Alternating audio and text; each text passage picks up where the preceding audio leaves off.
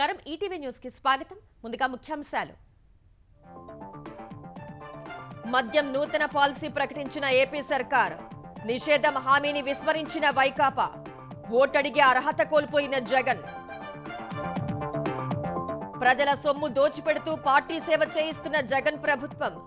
ఎఫ్ఓఏల పేరుతో ఏటా 68 కోట్ల దోపిడీ. మరింత విస్తరించేందుకు ప్రణాళికలు. నేడు చంద్రబాబుకు మద్దతుగా మోత మోగిద్దాం కార్యక్రమం. రాత్రి 7 గంటలకు సామూహిక నిరసన.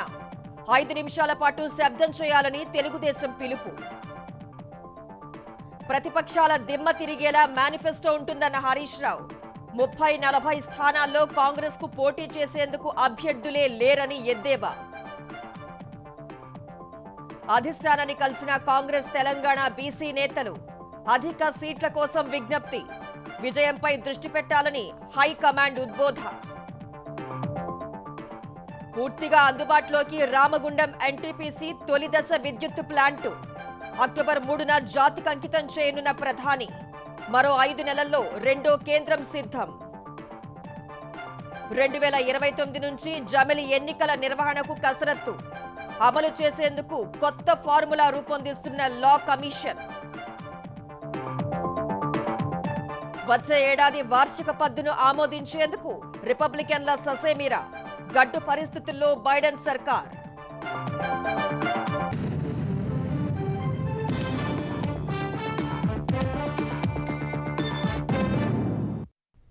మద్యం కాపురాల్లో చిచ్చు పెడుతోందని గొప్ప ఉపన్యాసాలు ఇచ్చారు. పేద మధ్యతరగతి కుటుంబాల్ని పీల్చేస్తోందని ఊరూరా చెప్పారు. వైకాపా అధికారంలోకి రాగానే దశలవారీ మద్య నిషేధాన్ని అమలు చేస్తారని హోరెత్తించారు. మద్యాన్ని 5 స్టార్ హోటళ్లకు పరిమితం చేశాకే 2024 ఎన్నికల్లో ఓట్లు అడుగుతానని సెలవిచ్చారు. ఇప్పుడు దానికి పూర్తి విరుద్ధంగా ప్రస్తుతమున్న మద్యం దుకాణాల సంఖ్యను ఒక్కటి తగ్గించకుండా నూతన మద్యం విధానం తెచ్చారు. ప్రస్తుత వైకాపా ప్రభుత్వ హయాం ముగిసే వరకు మద్యం దుకాణాలు కొనసాగిస్తామని నూతన మద్యం విధానంలో తేల్చి చెప్పారు. అంటే 2024 ఎన్నికల్లో ప్రజల్ని మళ్లీ ఓట్లు అడిగే హక్కు కోల్పోయినట్లేగా.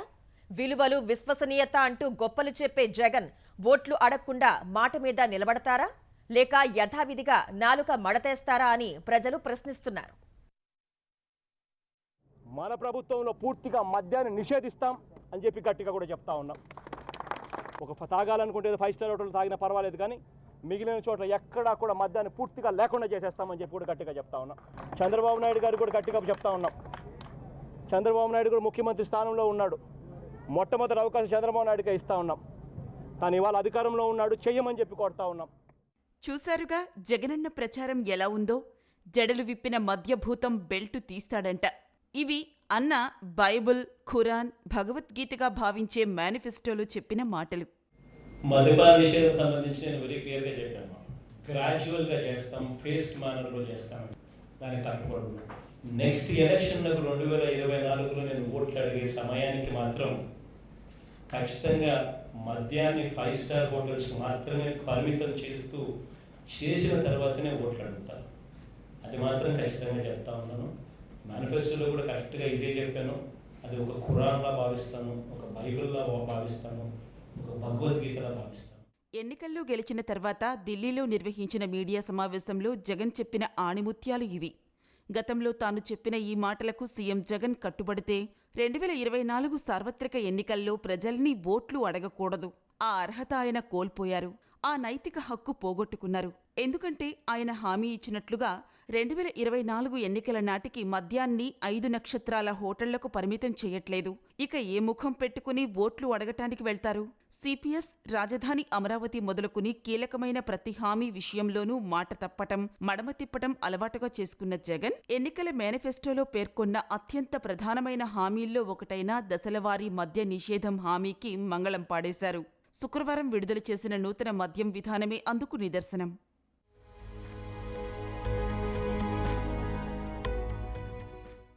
రాష్ట్రంలో ప్రస్తుతమున్న 2934 మద్యం దుకాణాల సంఖ్యను ఒక్కటీ తగ్గించకుండా 2024 సెప్టెంబరు 30 వరకు యథాతథంగా కొనసాగించనున్నట్లు ప్రభుత్వం ప్రకటించింది. ఈ మేరకు 2023-24 సంవత్సరానికి సంబంధించిన కొత్త మద్యం విధానాన్ని శుక్రవారం ఖరారు చేసింది. అక్టోబర్ 1 నుంచి ఏడాది పాటు ఈ విధానం అమల్లో ఉండనుందని ఎక్సైజ్ శాఖ ప్రత్యేక ప్రధాన కార్యదర్శి రజత్ భార్గవ ఉత్తర్వులిచ్చారు. ప్రస్తుత వైకాపా ప్రభుత్వ పదవీ కాలం 2024 మే వరకే ఉంది. కానీ తాజాగా ప్రకటించిన మద్యం విధానం కాలపరిమితి 2024 సెప్టెంబరు నెలాఖరు వరకు ఉంది. అంటే ఈ ప్రభుత్వ హయాం ముగిసే నాటికి రాష్ట్రంలోని మద్యం దుకాణాలన్నింటినీ ఆపేసి 5 నక్షత్రాల హోటళ్లకు మద్యం పరిమితం చేయట్లేదనే విషయాన్ని జగన్ ప్రభుత్వం తేల్చేసింది. అంటే మద్య నిషేధం హామీకి జగన్మోహన్ రెడ్డి నీళ్లొదిలేసినట్లేనని తేటతెల్లమైపోయింది. దశలవారీ మద్య నిషేధం కోసం ఏటా దుకాణాల సంఖ్యను క్రమంగా తగ్గించుకుంటూ వెళ్తామని చెప్పిన జగన్ ప్రభుత్వం 2020 మార్చి 22 నుంచి ఇప్పటి వరకు ఒక్కటంటే ఒక్క మద్యం దుకాణాన్ని కూడా తగ్గించలేదు. తాజా విధానం ప్రకారం మరో ఏడాది పాటు కూడా ఇప్పుడున్న దుకాణాల సంఖ్య తగ్గదు. మద్యం దుకాణాల సంఖ్యను 2019 అక్టోబరులో 3500కు, 2020 మార్చిలో 2934కు వైకాపా ప్రభుత్వం తగ్గించింది. 2020, 21, 2021, 2022, 2023 సంవత్సరాలతో పాటు తాజాగా ప్రకటించిన 2023-24కి సంబంధించిన మద్యం విధానాల్లో దుకాణాల తగ్గింపు ఊసేలేదు. మద్యం నిషేధంపై చిత్తశుద్ధి, సంకల్పం ఉంటే తాజాగా ఖరారు చేసిన విధానంలోనే దుకాణాలన్నీ నిలిపేయాలి. కానీ జగన్ ప్రభుత్వం అలా చేయలేదు.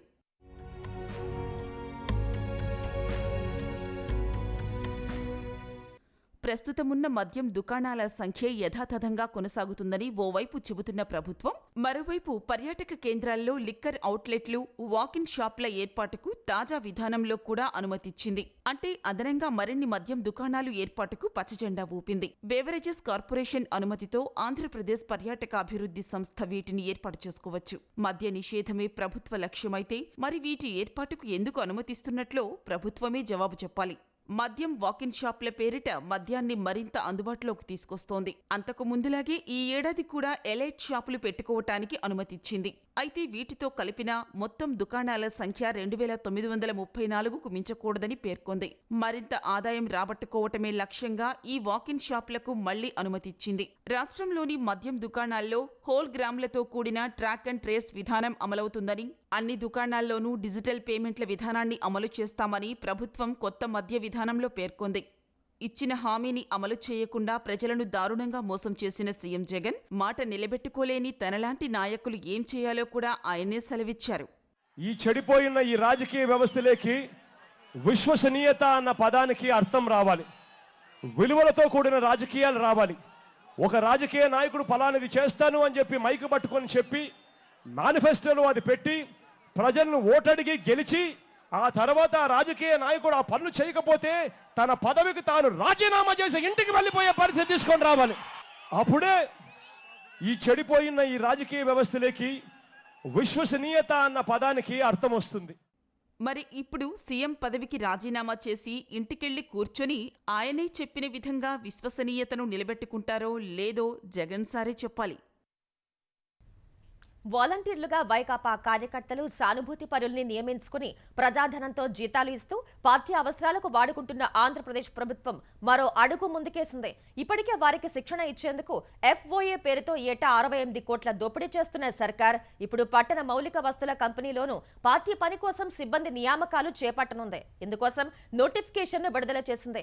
పైగా అందులో పెట్టిన అర్హతల్ని పరిశీలిస్తే వారంతా పార్టీ సేవ కోసం తీసుకుంటున్న వారేనని స్పష్టమవుతోంది.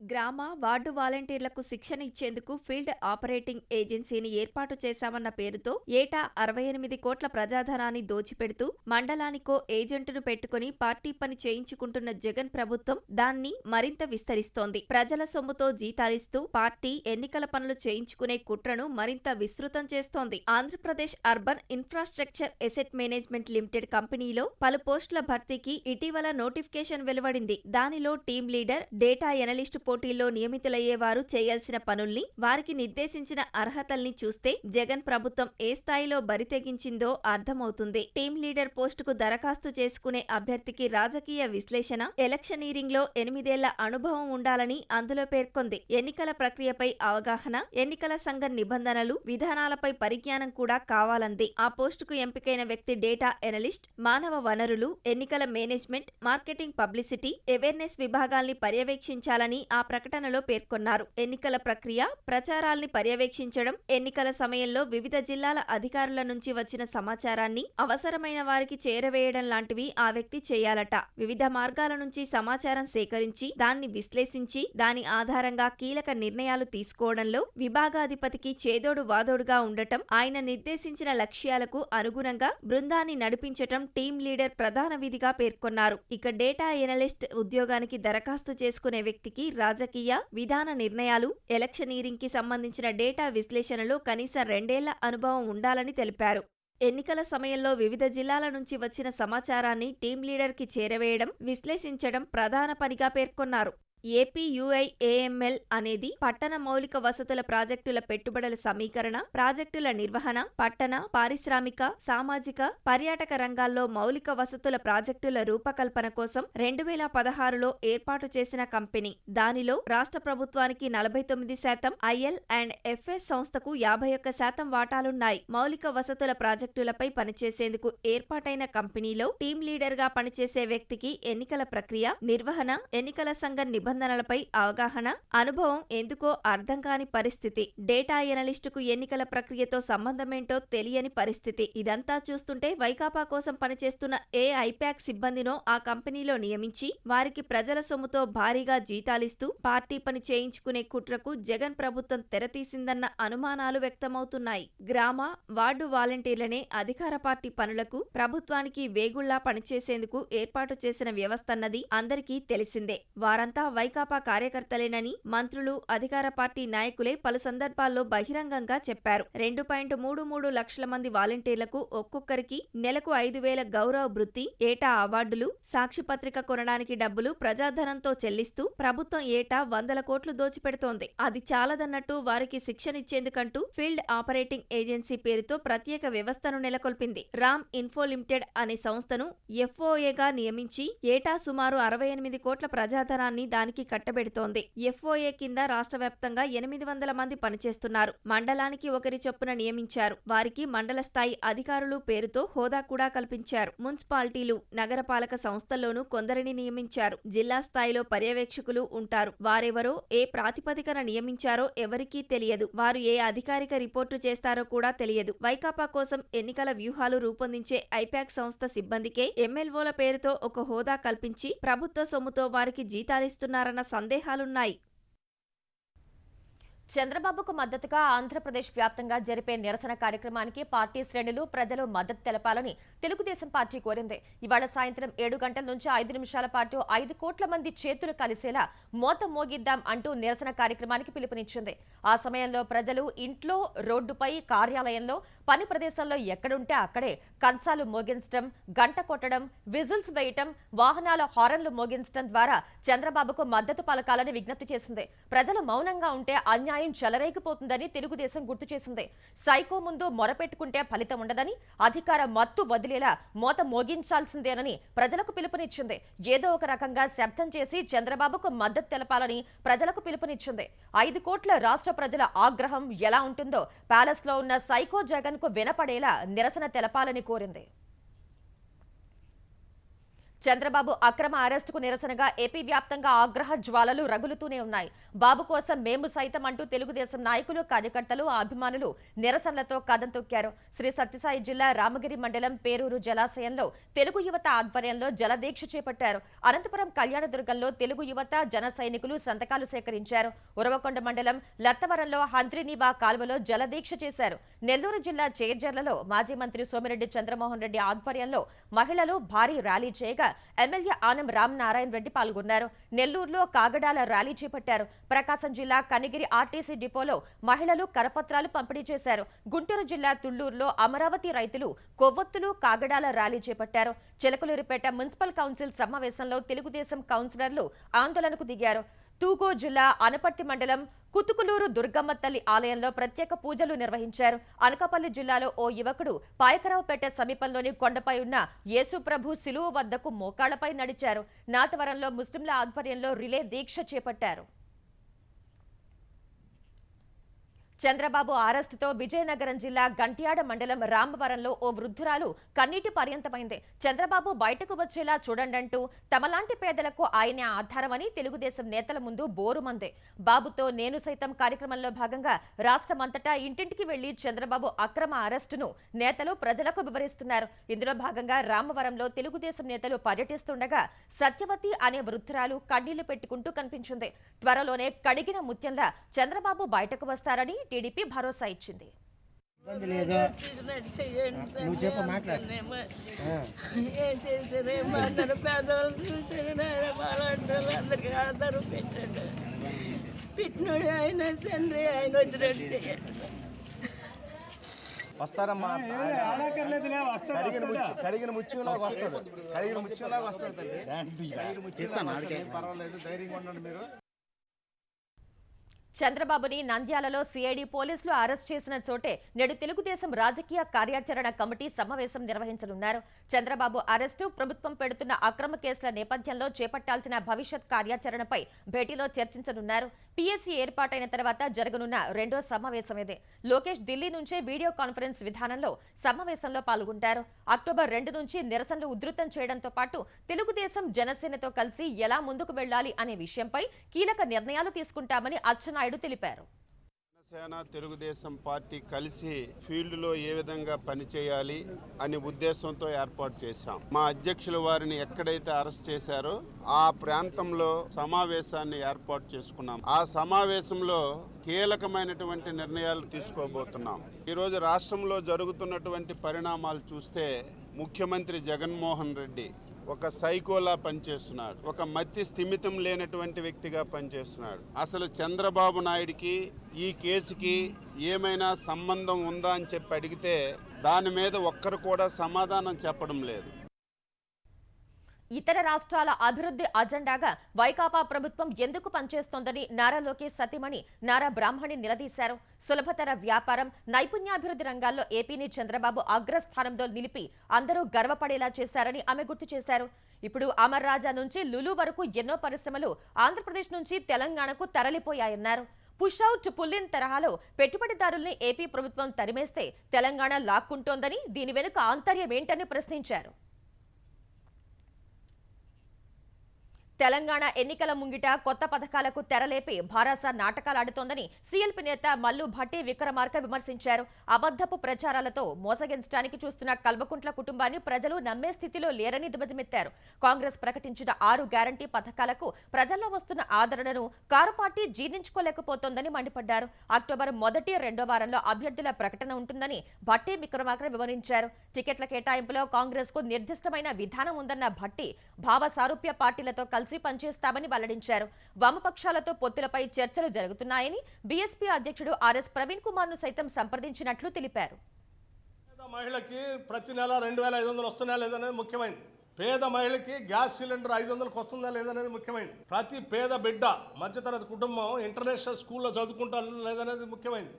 ఎవరు ముఖ్యమంత్రి అయితే ఏంటి? అసలు పనిచేసే ముఖ్యమంత్రులు కావాలా, ఫామ్ హౌస్లో పడుకునే ముఖ్యమంత్రులు కావాలి? మీకు 24 గంటలు పనిచేస్తే కూడా దశాబ్దాల పాటు కొట్లాడి తెచ్చుకున్న తెలంగాణ రాష్ట్ర ప్రజల సమస్యలు తీర్చడానికి సమయం సరిపోదు. అటువంటిది 10 సంవత్సరాల నుంచి ఫామ్ హౌస్లో పడుకొని సంపదలంతా దోసుకుంటే ప్రజలకు ఏం చేయలేదు. ప్రజల్లో ఎలాంటి గందరగోళానికి తావివ్వకుండా గెలుపు ప్రాతిపదికగా పనిచేయాలని తెలంగాణ కాంగ్రెస్ బీసీ నేతలకు ఏఐసీసీ ప్రధాన కార్యదర్శి వేణుగోపాల్ దిశానిర్దేశం చేశారు. రానున్న ఎన్నికల్లో 34 సీట్లు కేటాయించాలని ఢిల్లీ పెద్దల్ని కలుస్తున్న 50 మంది బీసీ సామాజిక వర్గ నేతలు కేసీ వేణుగోపాల్ ను కలిశారు. టీపీసీసీ కార్యనిర్వాహక అధ్యక్షుడు మహేష్ కుమార్ గౌడ్, ప్రచార కమిటీ చైర్మన్ మధు యాష్కి, మాజీ ఎంపీ పొన్నం ప్రభాకర్ సహా బీసీ నేతలు వేణుగోపాల్ తో సమావేశమయ్యారు. ఈ సందర్భంగా బీసీ నేతల తీరు పట్ల అసహనం వ్యక్తం చేసిన కేసీ వేణుగోపాల్ ఏ సామాజిక వర్గాలకు టికెట్లు కేటాయించాలి అన్న విషయం తమకు తెలుసని వ్యాఖ్యానించినట్టు తెలిసింది. అంతర్గతంగా తేల్చుకోవాల్సిన వ్యవహారాన్ని మీడియా ముందుకు తెచ్చారని అసహనం వ్యక్తం చేసినట్లు సమాచారం. తెలంగాణలో పార్టీకి సానుకూల వాతావరణం ఉందని, కలిసికట్టుగా పనిచేద్దామని దిశానిర్దేశం చేశారు. ఈ దశలో ప్రత్యర్థులకు ఎంతమాత్రం అవకాశం ఇవ్వొద్దని స్పష్టం చేసినట్లు సమాచారం. కాంగ్రెస్ భాజపాలకు దిమ్మ తిరిగేలా సీఎం కేసీఆర్ త్వరలోనే అద్భుతమైన మేనిఫెస్టోను ప్రకటిస్తారని తెలంగాణ ఆర్థిక వైద్యారోగ్య శాఖ మంత్రి హరీష్ రావు తెలిపారు. మంత్రి జగదీష్ రెడ్డితో కలిసి ఉమ్మడి నల్గొండ జిల్లాలో పర్యటించిన హరీష్ 101 కోట్లతో ఐటిపాముల లిఫ్ట్, రామన్నపేటలో 15.5 కోట్లతో ఆసుపత్రి విస్తరణ, తుంగతుర్తిలో 100 పడకల దవాఖానాలకు శంకుస్థాపన చేశారు. అధికారంలోకి రాలేమని తెలిసి అమలు కాని హామీలు ఇస్తున్నారని కాంగ్రెస్ పై ఈ సందర్భంగా ధ్వజమెత్తారు. 10 కోట్లకు టికెట్ అమ్ముకుంటున్న కాంగ్రెస్ అధికారం చేపడితే రాష్ట్రాన్ని అమ్మేస్తారన్నారు. కాంగ్రెస్ ఇస్తున్న అలవి కాని హామీలను ముందు ఆ పార్టీ అధికారంలో ఉన్న రాజస్థాన్, ఛత్తీస్గఢ్, కర్ణాటకల్లో అమలు చేసి చూపించాలని సవాల్ విసిరారు.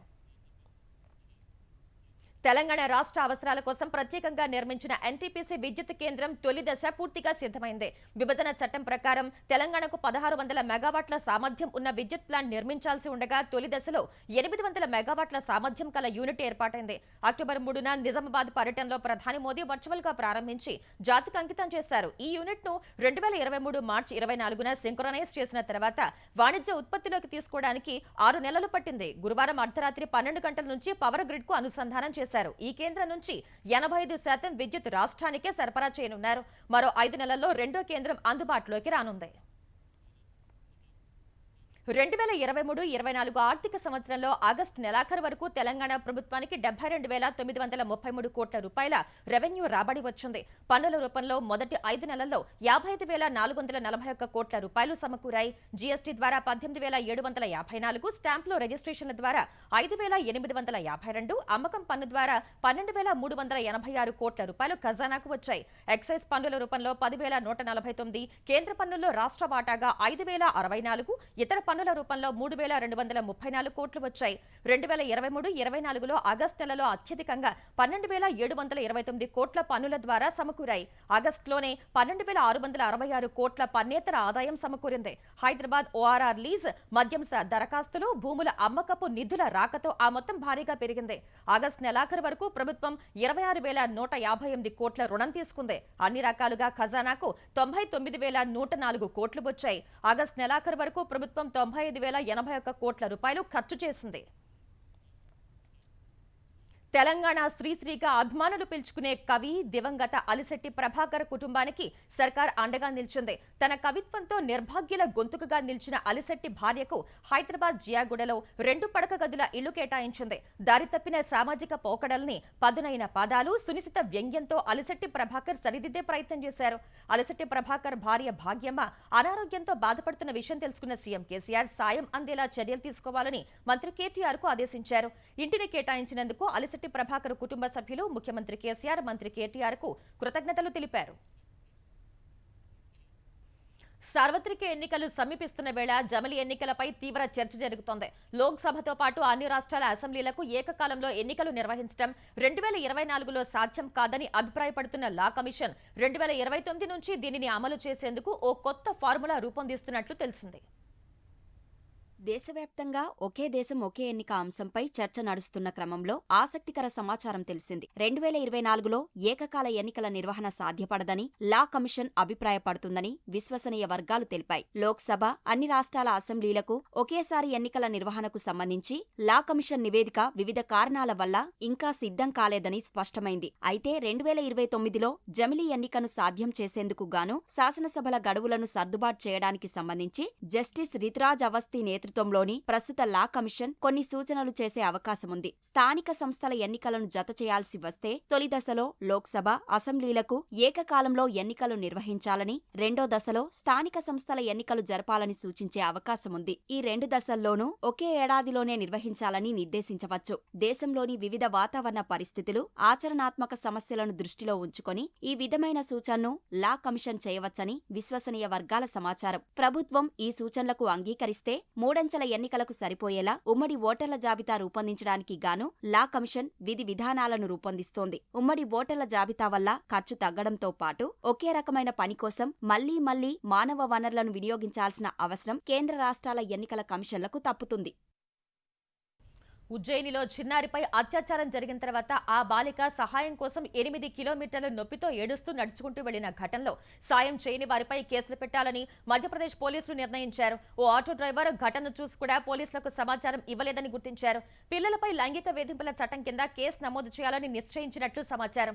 అయితే సీసీటీవీ ఫుటేజ్లో ఆ బాలికకు చాలా మంది సహాయం నిరాకరిస్తూ చీత్కరించుకున్నట్లు కనిపించింది. వారందరిపైన కేసులు నమోదు చేస్తారా అనేది ఇంకా తెలియరాలేదు. బాలిక తీవ్ర రక్తస్రావంతో ఇల్లు తిరుగుతూ ఏడుస్తుంటే చూసి చూడనట్లు వదిలేశారని, తమకు సమాచారం ఇవ్వలేదని పోలీసులు తెలిపారు. మరోవైపు నిందితుడు భరత్ సోని తరపున కోర్టులో ఎవరూ వాదించకూడదని ఉజ్జయిని బార్ అసోసియేషన్ లాయర్లకు సూచించింది. అటు నిందితుడు భరత్ సోనీని ఉరితీయాలని, అంతకన్నా కఠినమైన శిక్ష ఉంటే విధించాలని అతడి తండ్రి కోరటం గమనార్హం. అమెరికాలో అధ్యక్షుడు జో బైడెన్ ప్రభుత్వం తీవ్ర గడ్డు పరిస్థితిని ఎదుర్కొంటోంది. ఫెడరల్ ప్రభుత్వ ప్రతిపాదిత వార్షిక ద్రవ్య బిల్లును రిపబ్లికన్ పార్టీ తీవ్రంగా వ్యతిరేకిస్తుండటంతో అక్టోబర్ 1 నుంచి ప్రారంభమయ్యే నూతన ఆర్థిక చెల్లింపులన్నీ నిలిచిపోయే ప్రమాదం ఏర్పడింది. రిపబ్లికన్లు డిమాండ్ చేస్తున్నట్లుగా సరిహద్దు భద్రత సహా పలు ఏజెన్సీల చెల్లింపుల కోసం ప్రతిపాదించిన మొత్తాల్లో 30% మేర నిధుల కోత విధించినప్పటికీ ఇంకా వ్యతిరేకత కొనసాగుతోంది. ఉక్రెయిన్కు నిధులు ఇవ్వాలి అనే బిల్ను వీటో చేయదలిచారు. దిగువ సభలో రిపబ్లికన్లకే మెజారిటీ ఉంది. ఈ సభ స్పీకర్ కెవిన్ మెకార్తీ కూడా రిపబ్లికన్ పార్టీకి చెందినవారే. ప్రతిష్టంభనను నిలువరించేందుకు ఆయన చేసిన ప్రయత్నాలు విఫలమయ్యాయి. ట్రంప్ నేతృత్వంలోని రిపబ్లికన్లు బైడెన్ సర్కార్ను ఎలాగైనా ఇరుకున పెట్టాలని చూస్తున్నారు. శనివారంలోగా బిల్కు ఆమోదం లభించకపోతే సైనికులతో సహా ఫెడరల్ ప్రభుత్వ విభాగ సిబ్బందికి వేతనాలు అందించడం ఇబ్బందికరంగా మారుతుంది.